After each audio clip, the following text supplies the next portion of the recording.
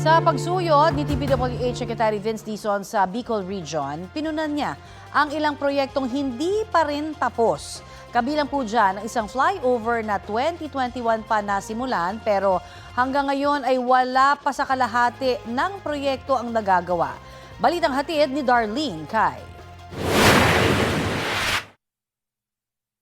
Mga nakatiwangwang na poste ang dinatna ni DPWH Secretary Vince Dizon ang inspeksyon ng dapat sanay malabog flyover sa Albay na 2021 pa sinimulang itayo. Clearly, pinabayaan. Obvious naman. Inabando na na. 12% pa lang ng kabuang 700 metrong flyover ang nagagawa. Dalawa ang kontratistang gumawa ng 159 million pesos na proyektong ito.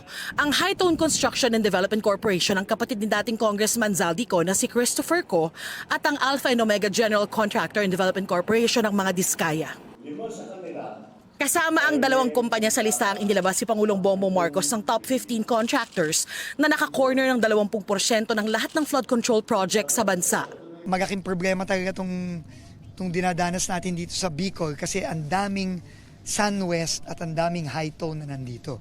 Na alam naman natin, hindi na pwedeng mangontrata yung SunWest sa Hightone ngayon kasi may mga kaso na, frozen na lahat ng accounts niyan. Ngayong February, papabid na natin ang bago. So may pondo naman to for 2026.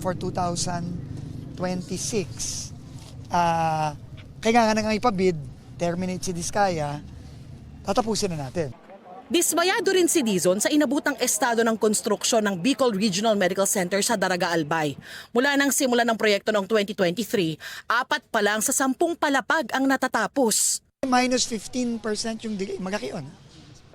Sinuspindi raw kasi ang paggawa sa ospital dahil kailangang baguhin ang disenyo. Pero masyado raw matagal ang pagkakabinbin, sabi ni Dizon, kaya 36% pa lang nagagawa sa ospital na nagkakahalaga ng 3.5 billion pesos. I will have to talk to DOH kung ano yung binago. 7 months is too long for a design revision. Masyado matagal. Masyado na yan. Ipatatawag at pagpapaliwanagin din daw ni Dizon ang kontratista na ng proyekto. Napakahalaga pa naman daw para sa buong Bicol region na magkaroon na ng malaking ospital. Sometimes we have more than 600 patients at one time. So ang kaya nang nitong available natin is about 300 to 400 lang. So malaki ang backlog natin. Kaya nakausap ako kay Secretary, kailangan i-fast track natin ito. Sisikapin daw ng DPWH na matapos ang Bicol Regional Medical Center sa susunod na taon. Pinamamadali na rin ni Dizon ang pagkukumpuni sa isang bahagi ng Maharlika Highway sa Albay. Sarado ang isang lane, lubak-lubak din at sira ang daan. Paspasan nila lahat to. Kasi pagdating ng Holy Week, tapos may mga close lanes ka dito, tapos tayo sa traffic dito. Ha? Oh. Napapanood ka sa TV, sa social media. Ibibigti ka ng mga taga-Albay dito pag hindi mo nagawa yan.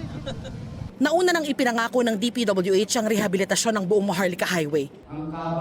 Iniutos naman ni Transportation Secretary Giovanni Lopez sa Civil Aviation Authority of the Philippines na paglaanan ng 200 to 300 million pesos ang pagresolba sa issue ng Bicol International Airport sa National Grid Corporation of the Philippines.